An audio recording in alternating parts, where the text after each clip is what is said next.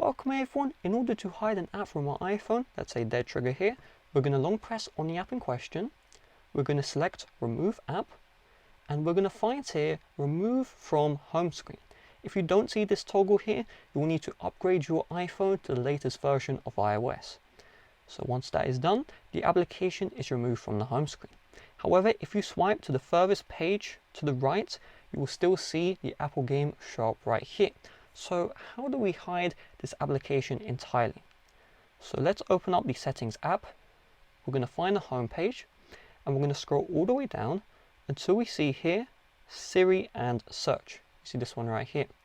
Tap on this one. You're going to scroll all the way down. Keep on scrolling until you find that game or app you're trying to hide. We're going to tap on this one, and you see this here.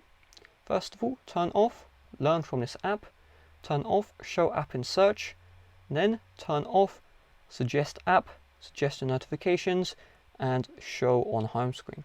Once you've done this, the application is almost fully hidden. So the app will still show up in the app library. However, you have hidden the app from the search. So if I search up Ford game dead trigger, you can see it does not show up at all when before it would show up. Okay, so if I go back to settings and I now show app in search and I do this again, you're going to see the game will show up. Okay, so if someone's trying to find the app, they would find it very quickly.